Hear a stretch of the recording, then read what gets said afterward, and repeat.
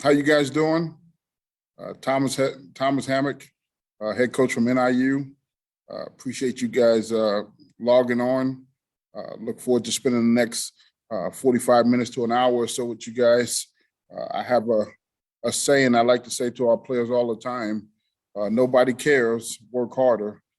With that being said, we had practice this morning at 6 a.m.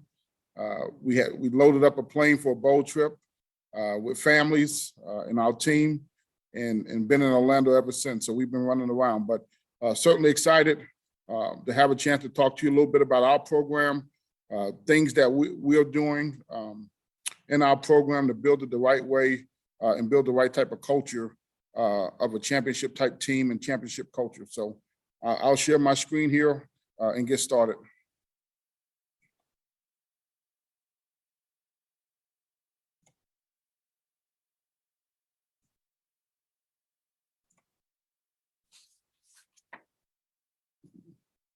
A couple of years ago, 2019, my first year as a head coach, about midway through the season, we started talking. I started talking to the team about, buying a dip. And what I meant by that was, at the time we were a senior laden team.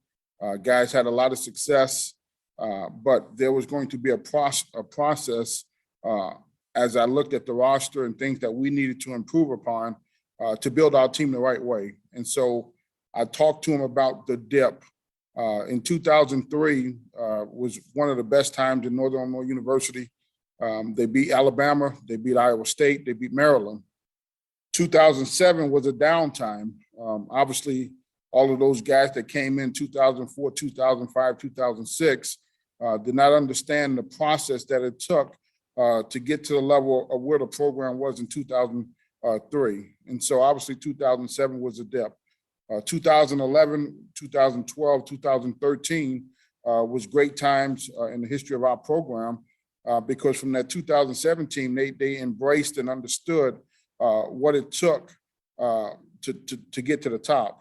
Obviously, when I took over the job in 2019, there was tremendous success earlier in the tenure. But by the time I took over the program, there was a lot of guys that didn't understand what it took to make this program a championship culture and operation. And so therefore, we talked about the dip. Buying the dip, it means obviously when the markets drop, it presents a great opportunity to buy stocks and perhaps to get more upside than you normally would as the market bounces back. So when we talk about this concept, obviously, this relies on a strong U.S. market. In terms of football, okay, as programs, talk about buying into the dip, for us meant, we want to have a strong culture, and that started from within. So when you look at it, in 2019, my first year as a head coach, we was 5-7, had a senior-laden team. A lot of seniors that played a tremendous amount of football. But as we went to look at the roster and manage the roster, we had two choices. Our two choices was, one, to go into the portal and grab a bunch of players that can immediately help our program, or two, was to, go the high school route. Well, when I took over the job, with every aspiration of being here for a long time and building the culture and the program for sustained success. And so we went the high school route. In 2020, we had the second youngest roster in college football. Obviously, we were 0-6, but played some tightly contested ball games, some one possession ball games. And really, what I expressed to my coaching staff was, if we continue to work and stay committed to our process, these young men will get better. The experience will help them. And not only did it help them, it turned them into champions.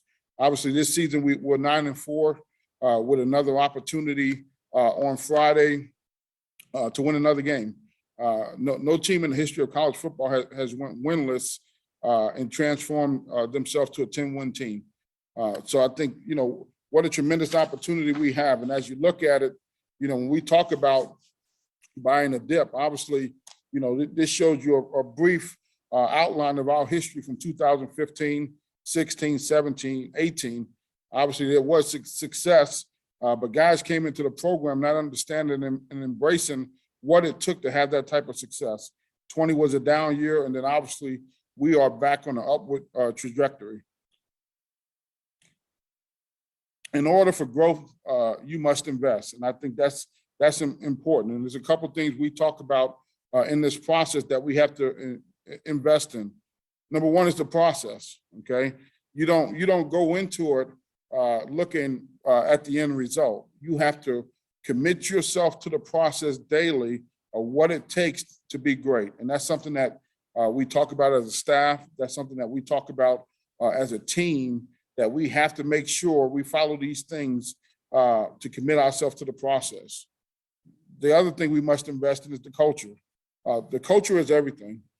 As far as, winning games with a mindset and a mentality of the culture. Going into the season, obviously last year we were 0-6.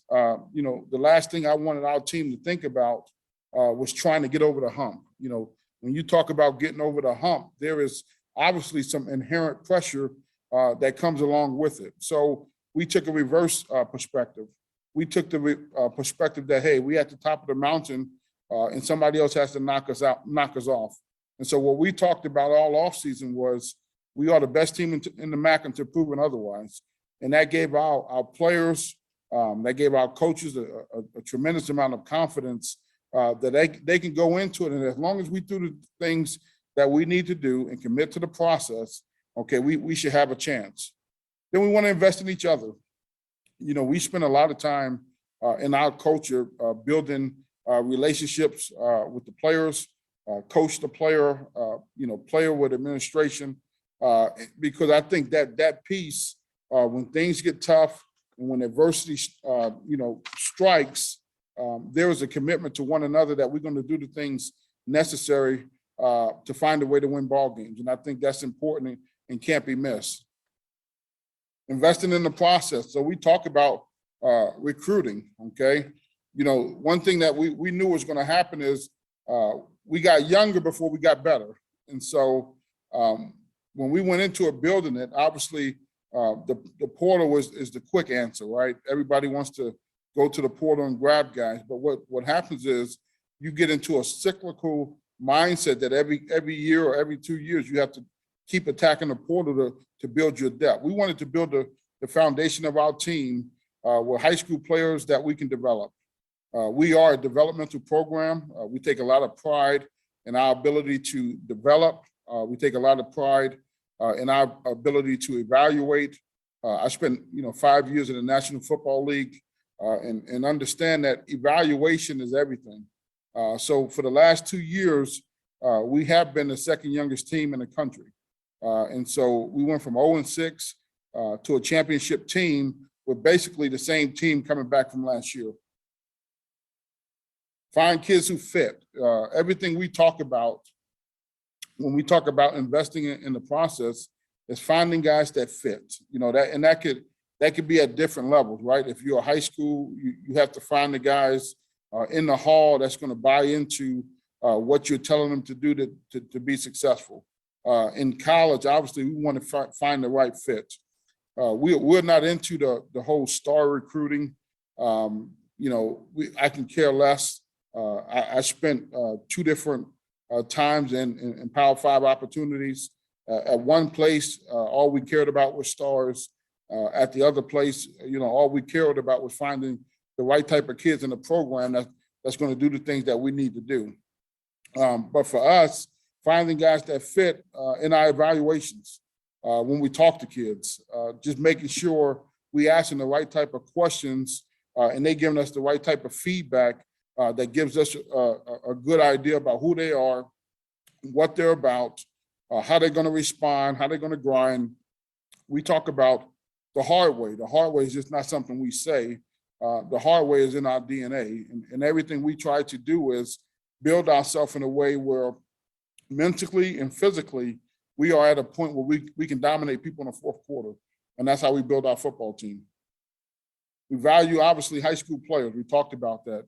And I think we will continue to value that. I think, what's happening now in the recruiting process is there's so much supply and not enough demand. I mean, you got high school student athletes, you got guys in the portal, you got guys in junior college, you got all different avenues. But for us, it's always going to start with high school student athletes. And more importantly, it's going to start in our own state. Obviously, Illinois is important. I think this call has a bunch of different states, but for us, we feel like Illinois is an important part of building our roster. Guys that grew up in Illinois, 40% of our roster is from Illinois, and we feel like there's a tremendous amount of buy-in. There's a tremendous amount of respect for our program and how we do things, and the type of kids that we get normally understand that.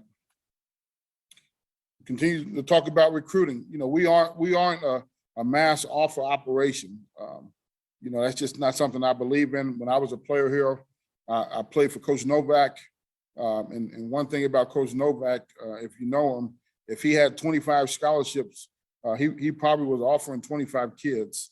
Obviously, we're not that tight with it, but I think there's a lot to be said about being able to build relationships with young men and their families to get a better gauge of how a young man is going to respond in your program. So, every offer that is awarded to somebody comes from me, the head coach, and they are committable. And I think that's a big part of our process and how we recruit. For kids to understand that if you get an offer from NIU, you can commit on the spot. So we make sure we take our time, we do our due diligence, we get to know the kid, make sure they check every box before we make an offer. Just to give you guys a little guys about, some of the numbers that we've offered in the 2020 class. We offered 101 kids. We signed 25. I think, we're obviously on the low end of offers. In our league, I think people offer somewhere between 250 and 400 offers to a class. And to me, I can't build relationships with that many kids. I can build relationships with 50 that we can get to know. And obviously we'll offer more than that. But, for us, I need to have a relationship because as we all know in this profession, assistant coaches come and go. But as the head coach, I got to be the one to sign off on a kid because I'm responsible for the kids in our program. 2021, we offered 93 kids. Obviously, we were able to get more information. Second year in the program, didn't feel like we needed to offer very many more kids to sign what we signed. And then this year, we offered 49 kids. We signed 13. Obviously, the whole COVID situation with the amount of kids that's still in your program has changed the dynamics for the next couple of years as far as not needing to sign a whole lot of kids. So we're going to be very selective in our process.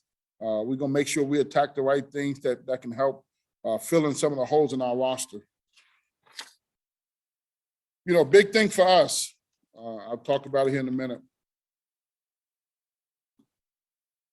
Big thing for us in our program is walk-ons. So we spend a lot of time recruiting walk-ons. I think, that's a tremendous asset for us, something that I've been familiar with, from my time at Wisconsin.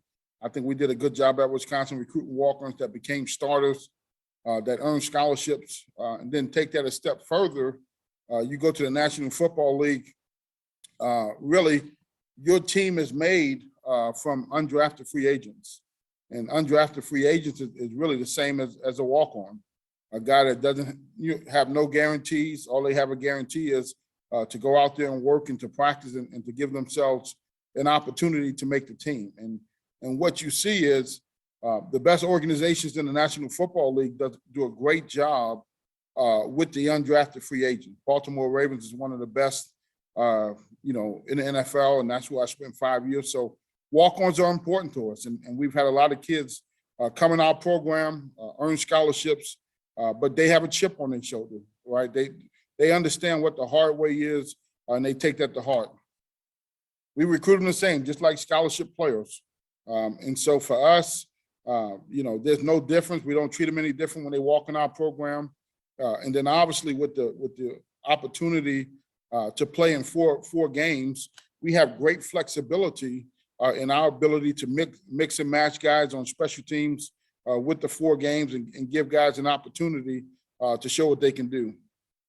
Great talent in the state of Illinois. Obviously, we can't take everybody, but there's enough talent there for us to have the ability to get walk-ons, get them in the pipeline. And to me, the way I look at the walk-on situation, the walk-ons for us is like the portal, right? So those are the guys that are developing. We have the most information about. So I would much rather give a kid in our program a scholarship than to give somebody outside the program that I have less information about. Reward the kids who earn it. I think that's important.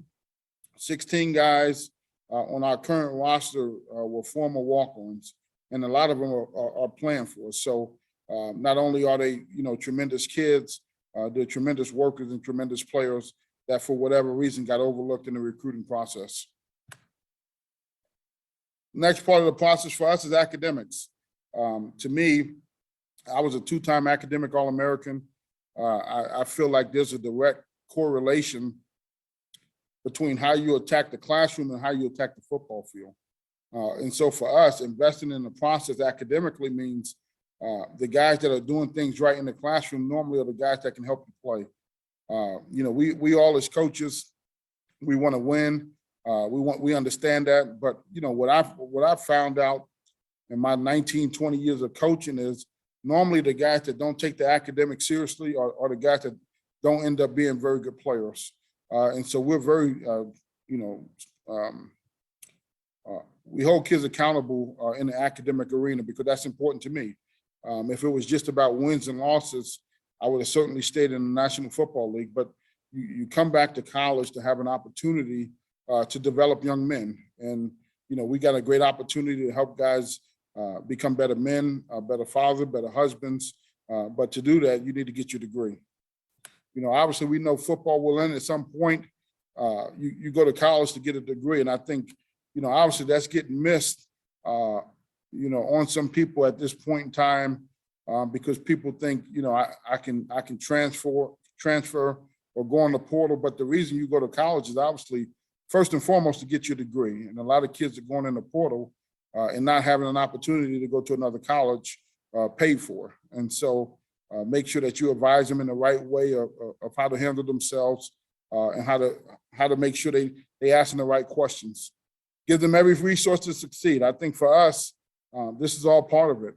Advisor meetings, tutor meetings, study tables, class check, weekly reports. And the thing that is the most critical is obviously you can have all those things in the world, but if you don't hold them accountable, what does it mean? And so, as the head coach, my job is to hold, my coaches accountable. And in return, they're going to hold the players accountable because if you hold them accountable, normally you get what you emphasize. So looking at it from an academic standpoint, in the fall of 2018, I was not a part of NIU. The team GPA was 2.662. I came on board in the spring of 2019, and obviously academics has been, a point of emphasis for me, because I think that's the gateway to being successful in life is getting your degree. So we upped it up in the spring of 2019, 2.76, and that was really from holding them accountable. I mean, be where you're supposed to be, do what you're supposed to do, turn your work in, make sure you go to study tables, make sure you're getting the tutors that you need. But we wanted to keep up in the ante. When you look at great programs and teams that win championships, you look at Alabama, you look at Ohio State, you look at Clemson, all those programs, they have, 3.2 type GPAs at their universities. And I think that's the correlation. The player, what you do in the classroom affects what you do in the field. And if I can trust you in the classroom, I can certainly trust you in the field.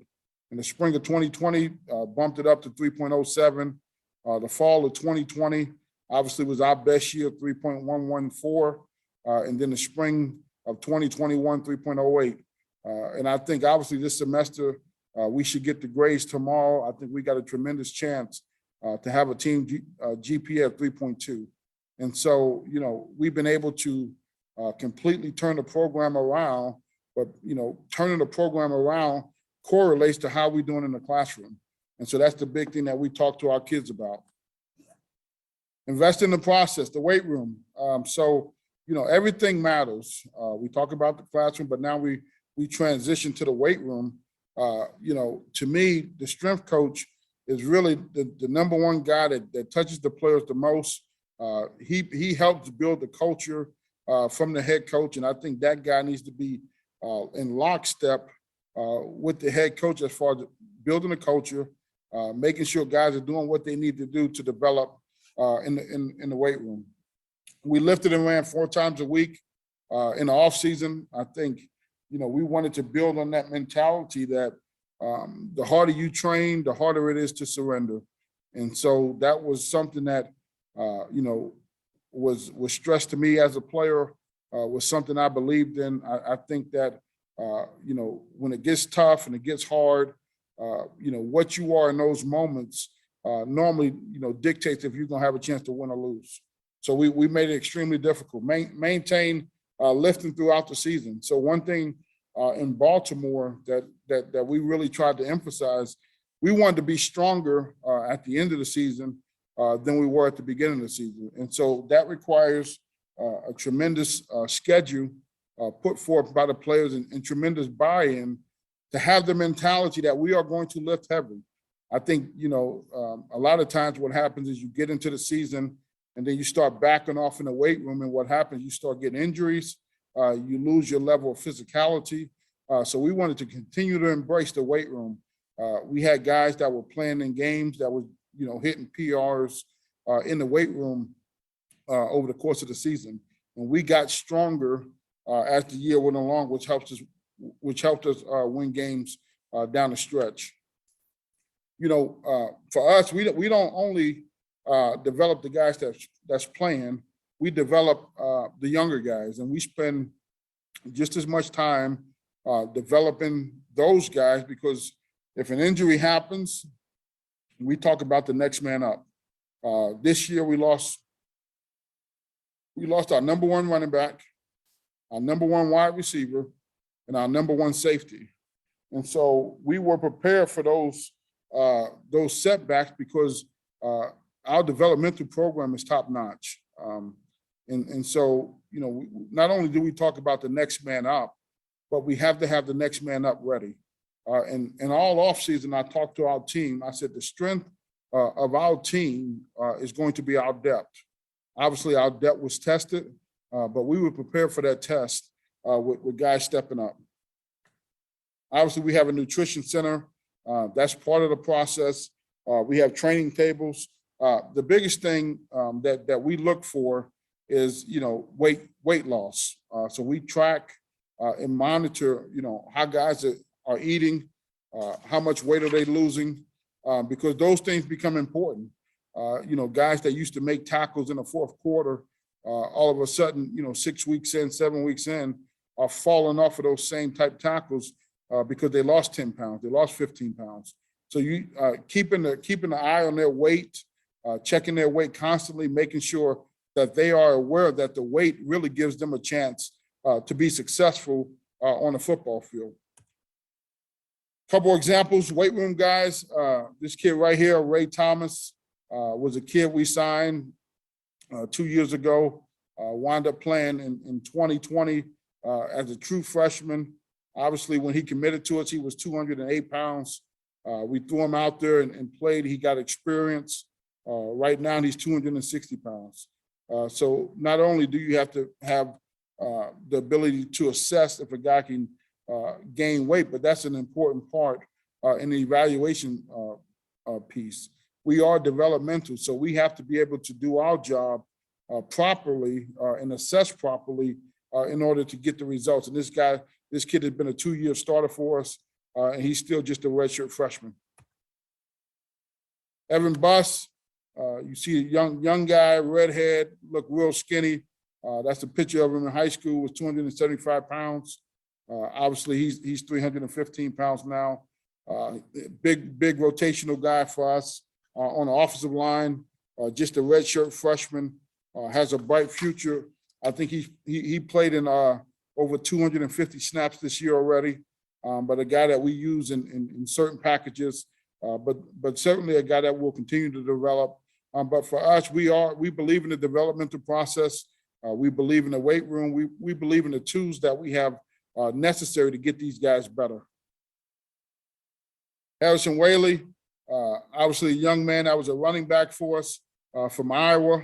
Was a very small, undersized kid. You can see him right there to the left, and just how he's transformed his body. Obviously, he's a lot more, physique. He got injured this year, but before he got injured, I thought he was on his way to having an All-American type season. He was averaging 120 yards rushing per game. He did it against, top-notch competition. Did it against Georgia Tech, did it against Wyoming, did it against Michigan. So he wasn't just playing, but he's a guy that, we should get back next year. He's got a chance to be an All-American in our program. Complementary football. So now we're talking scheme, okay? So I believe in complementary football.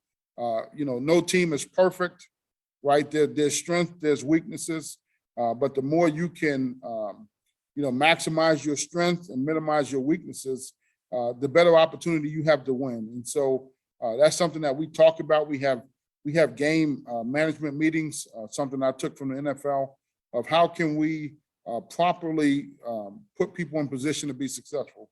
And so all three phases, we want to be complementary in fashion. So as you look at it, on offense, we average 33 minutes of time of possession. I think that's top 10 in the country. Obviously, that keeps your defense off the field. But our ability to run the football really made the difference in us going from 0-6 to 9-4. Because obviously, if you have the ability to run the ball, it makes you good in situational football, short yardage situations, fourth down. I think we had the number one fourth down conversion percentage in the country. I think we were 22 of 26, which, going for those fourth downs gave us an opportunity to stay on the field, gave us an opportunity to continue to be aggressive, gave us an opportunity to score points. And so last week in the championship game against Kent, we had a 4th and 5, the first drive of the game, we went for it. And we knew what type of game it was. We knew how explosive Kent State's offense was. And we had to do our job offensively to stay on the field. So we talked about it in our game plan management meeting where we wanted to be aggressive. The coaches understood what areas of the field we were going to go for it. They told me the calls ahead of time. I liked the calls, and that aggressiveness allowed us to win a championship. Situational football. So we won 7 games by 1 possession, okay? And I know a lot of people say you guys had the second youngest team in college football. How did you do that? I think we won 4 games by 5 points. So we won 3 games by one point, in another game by 2 points. And so to me, it takes a tremendous amount of focus, attention to detail to win 1 possession ball game. So we started the season off, we beat Georgia Tech by 1. A couple of weeks later, we beat Toledo by 2. A couple of weeks later, we beat Central Michigan by 1. And the following week, we beat Ball State by 1 point. And so, with a young football team, they gained confidence. They was able to earn competitive maturity from our offseason program, and it carried over into the season. Couple ways that we were able to do it. Obviously, I'm a big advocate of analytics. I think the game has changed. It will continue to change. Sometimes, analytics work in your favor, and sometimes they work against you. But what you have to buy into is taking the emotion out of the decision-making process. When you talk about it ahead of time, you strategize, you're able to have your calls, have your situations already practiced. That gives us a great chance to have confidence to make plays in those situations. We are better, we're able to better prepare our players and our coaches for every situation because they already understand how aggressive we're going to be. We talked about it in training camp. We work on those situations weekly in our Friday walkthrough.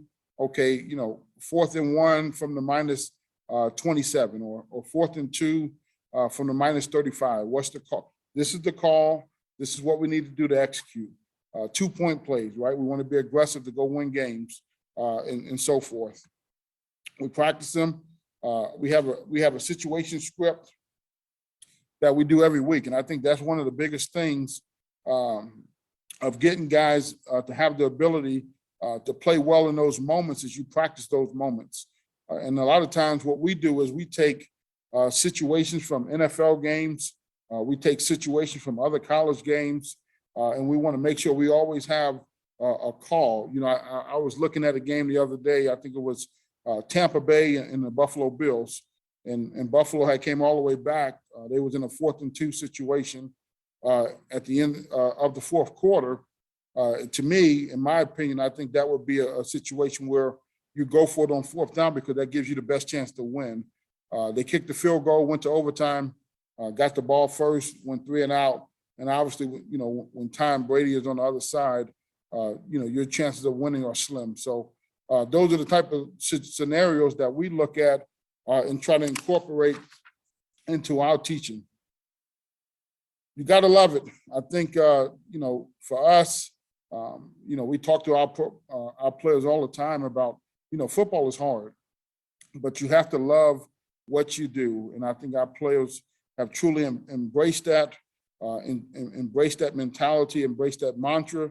Every day coming with a great attitude, a positive attitude, that you love what you're doing because you could be doing something else. And a lot of people are doing other things. So love what you do, and obviously that you'll be able to put your best foot forward. Talk about the Husky way. This is something that we talk about in every team meeting, something that's very important to us and how we do things. And it's something that we tell our players about, and they understand. It's in a locker room. But the Husky way for us is, number one, respect the Husky brand. I'm a former player of NIU, and I think, there has to be a tremendous amount of respect for this program as long as I'm the head coach, because there's been a lot of great players, a lot of great coaches that have come through this program, and we want to make sure we honor and respect them for that. So respect the Husky brand, supporting other athletic teams. I think that goes into we talk about play for, which I'll talk about a little bit later, but something that we really try to embrace. And I asked our players, do you play for NIU or do you play at NIU? And obviously that one changing word makes a big difference. But if you play for NIU, you obviously want to support other athletic teams that support you. Community service is a big thing for us. Obviously, COVID stopped some of that last year, but we have gotten back on track in our community service efforts. And then proper time management. So we talk about all these different things that go into being able to be a complete player. Be early, be responsible, be proactive, communicate. If something is a problem or you're going to be late, then communicate that with the right people. And then obviously, for us, we talk about below the line, things that can cause you problems in our program, things that can that are non-negotiable for how we want to act. So we got different levels, character issues, tier 1, tier 2, tier 3. That could be something like, tier 1 could be, hey, you didn't show up for study tables. Tier 3 can be something like, hey, you had an incident, outside the dorms or something that could be detrimental to our football team. And we punish those things severely. Disrespecting the Husky home, we talk about cleaning the locker room. Every day we have a position group that's responsible for cleaning up the locker room. And that's just a pride thing. I don't think when guys go home, they leave their house messy. That's a pride thing and a respect thing and a name thing of the little things are important. And obviously things for misses and such. But we tabulate these points. And obviously if your points start to accumulate, then it will affect your playing time. And that's non-negotiable, whether you're a starter or not. We don't have a program that if you're starting, we overlook certain things. So we've had starters miss the first quarter because they got too many points. And I think that level of accountability permeates throughout our whole program. And guys understand that no matter who you are, you will be punished accordingly. Then we talk about the Husky way. This is something that we've developed with the players. The last thing I wanted to do was become a head coach and tell them what to think or how to act. So we talk about the Husky way, building champions on the field, in the classroom, and in life. And I think that last part is the most important because obviously, we get them for a certain amount of time and then they have to transition in life, whether it's the NFL or whether it's going to get a job. And so we built pillars of things that the players thought was important to our program. So as you look at it, at the top is leadership. And leadership is something that we want to constantly talk about and constantly try to develop. Because obviously in this world of social media, leadership becomes hard because people are more concerned with being liked than being respected. And to be a leader and have leadership, we understand the importance of being respected. And then at the top of the pillars, you see some things: integrity, courage, pride, trust. Those are things that we think are important. And then within each pillar are some subcategories that our players came up with that we want to talk about. And what we did last year, we spent the whole off season going through each word. Every Wednesday, we spent the first thing before we started any type of team run. We spent 30 minutes in the classroom talking about the words, what they mean, how can we apply them, how will they help our football team. And what you start to realize is those moments start to build the identity of your team. The more that you can take time talking about non-football related things, the better you can be able to pull from them on the field. And I truly believe that.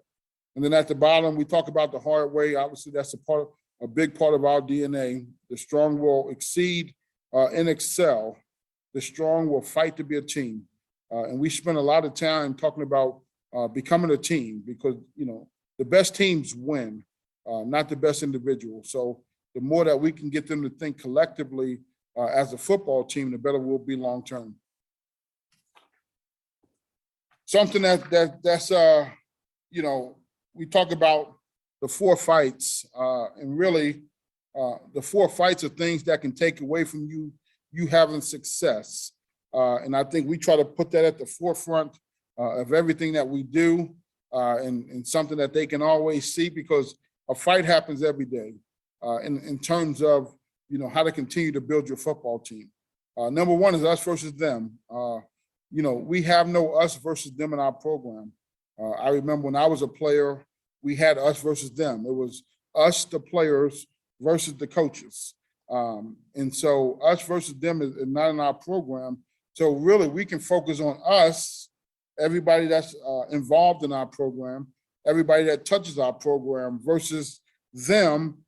Them becomes everybody that's outside of our program, external noise that's really not in favor of the things we're trying to do. The second fight is division from within. So, like anything, if you start to have division from within your own program, good things are not going to happen. So we try to make sure that we are a unified front. We never try to make it offense versus defense. We always talk about, what can we do for the team? Number 3 is complacency. Obviously, we all understand what complacency is, but we try to attack complacency every day in everything that we do. We try to make it hard. We try to not let guys, start feeling themselves. Normally, I coach the hardest after wins, right? Because now you have to make sure they don't take it for granted. We lost to Michigan this season 63-13. Obviously, Michigan is a great football team. They beat the crap out of us. And the only thing I said in the locker room was this: sometimes the team is better than you. Accept that and move on. All we did the next 5 weeks was won 5 straight games. And every week that we won a game, the coaching got harder and harder and harder on the players because they understood, don't take this for granted, capitalize on this opportunity. And then fatigue. Obviously, there's fatigue from players. There's fatigue from coaches. So that's something that we have to constantly fight is fatigue. Find ways to get yourself refreshed, find ways to keep yourself motivated so you can continue to attack the task at hand. Creating identity in all 3 phases. So, this is something that we talked about, ways that we can win games. On offense, we have the Sweet Six. On defense, we have Husky Havoc. And on special teams, we got the Special Six.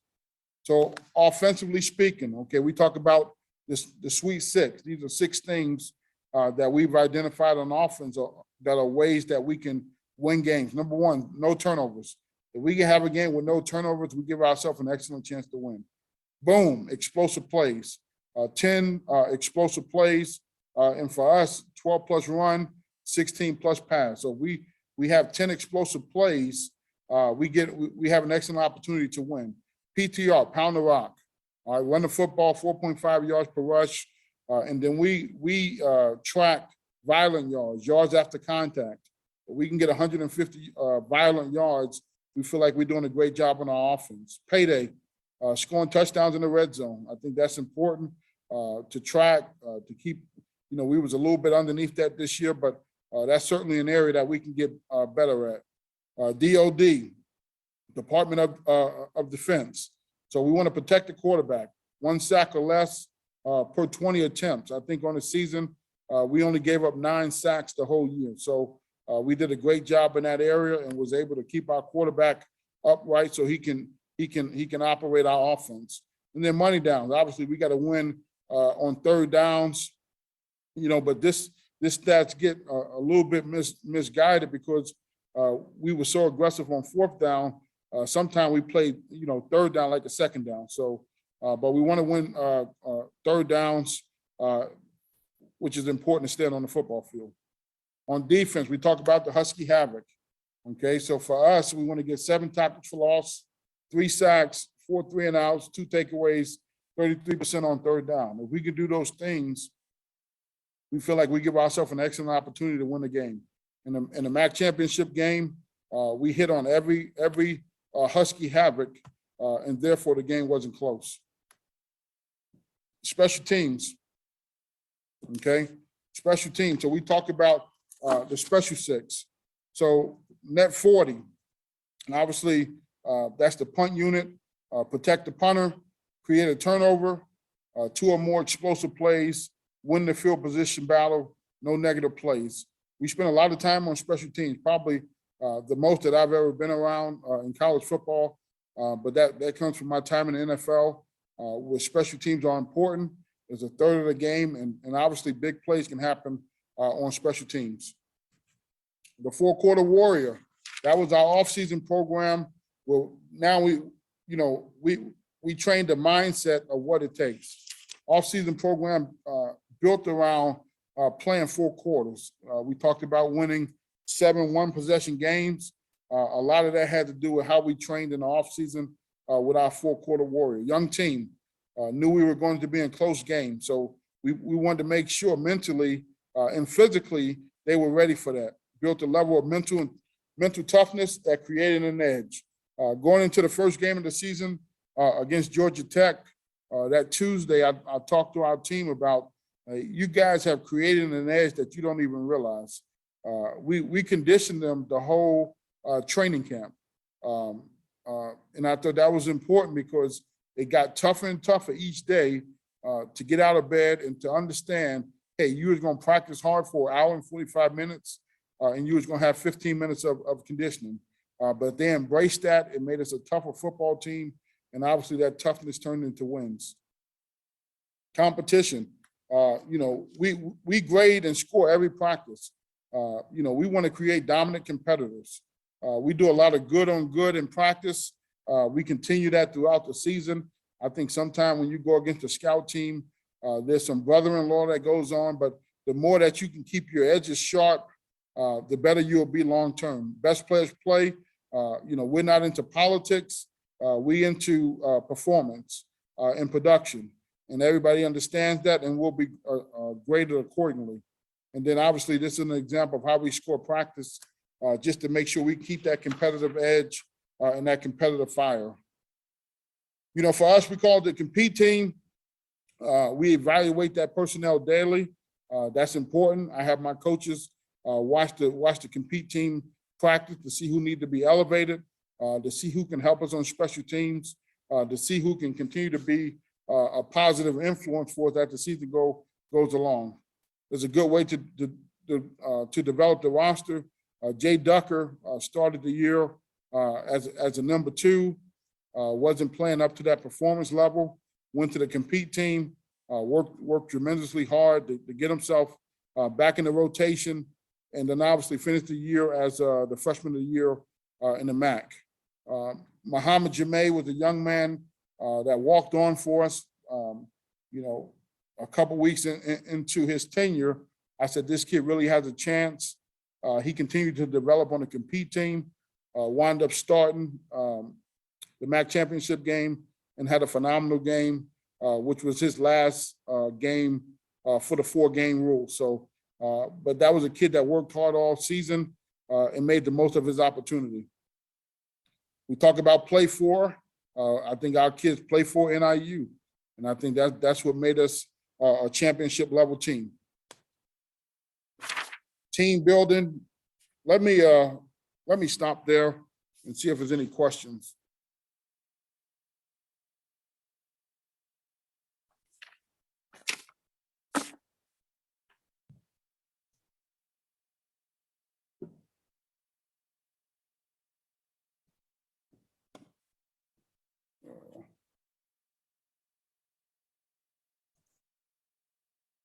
You got any questions?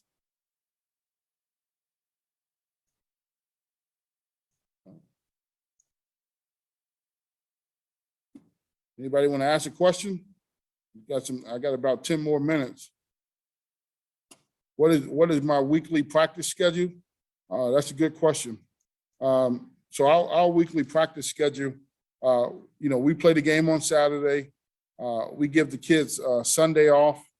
And then what we've been able to do is we've been able to maximize our schedule by we'll have a walkthrough type practice Monday night, and then we practice in the morning, because of the class schedule.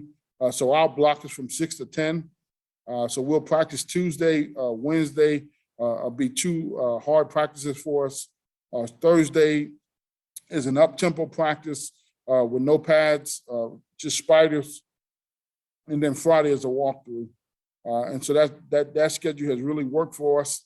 And then obviously Maction changes the schedule and changes the dynamics when you start playing Tuesday and Wednesday type games. Good question. Any other questions?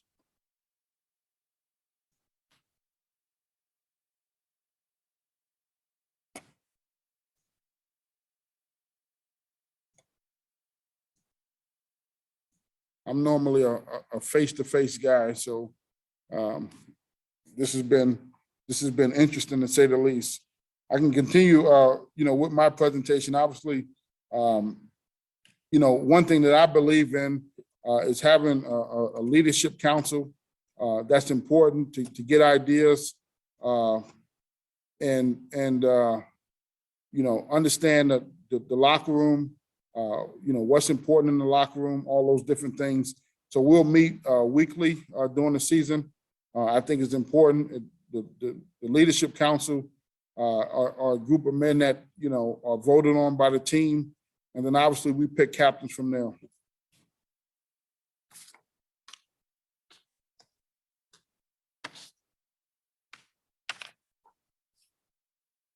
And then lastly, we talk about team bonding. I think anything that you can do from a team bonding perspective not only helps you, but helps your team become closer in their ability to win games.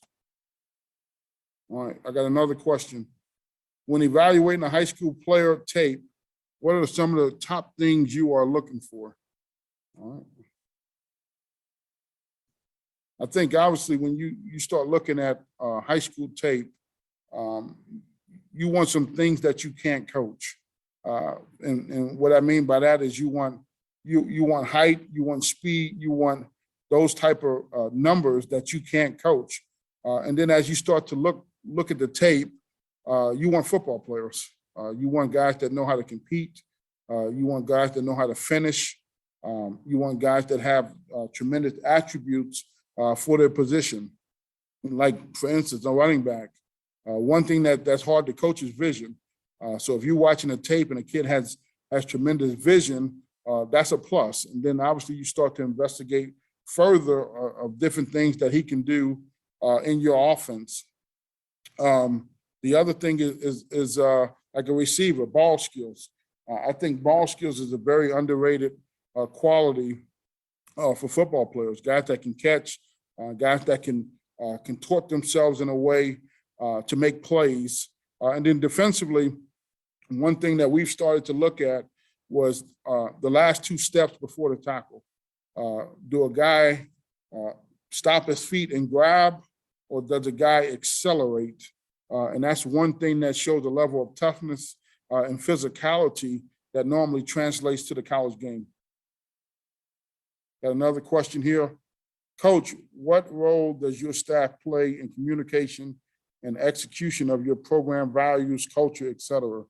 How do you board them?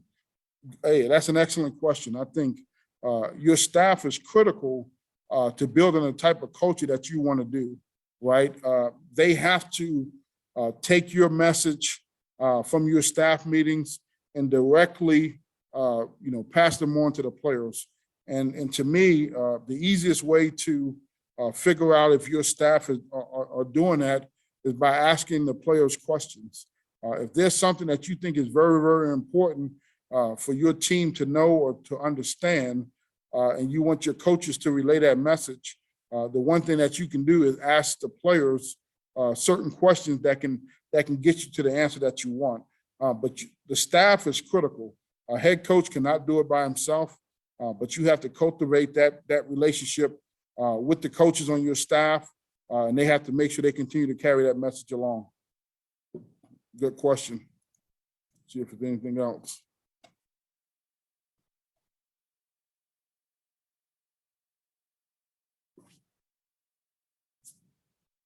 I got a couple more minutes here. So if you got any more questions, I'm an open book. I believe in helping other coaches, just like people help me along the way. How do you evaluate the success of the culture implementation at the end of the year? Excellent. That's an excellent question. So, one thing I do with my staff every year at the end of the year, we do a SWOT analysis of the program. And so obviously I think we all understand what a SWOT analysis is. And so in those SWOT analysis, some of the answers or things that they say are threats, or some of the things that they say are opportunities, or some of the things that they say are weaknesses are a direct reflection of the culture. And so if a lot of coaches say this is a problem, then that's something that we have to try to rectify in the off season. That's something that we have to try to talk about ways to eliminate the threats that we all know can spark up within your program. But to me, the best way to evaluate it is through that SWOT analysis from the coaches, because I think they are the ones that obviously are talking to the players and getting feedback from the players and then they can give me the feedback, and then I can assess it. Hopefully that answered your question.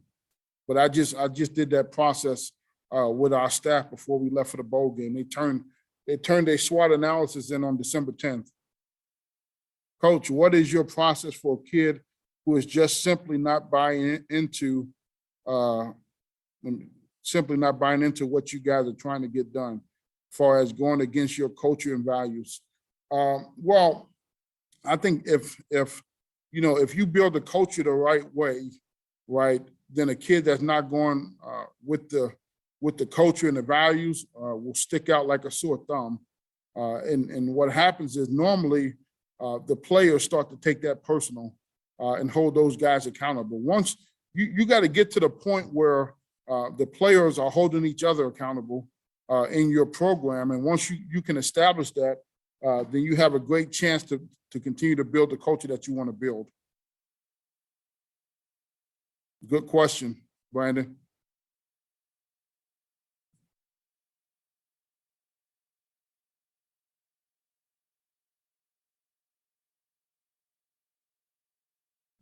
Well, certainly appreciate you guys' time.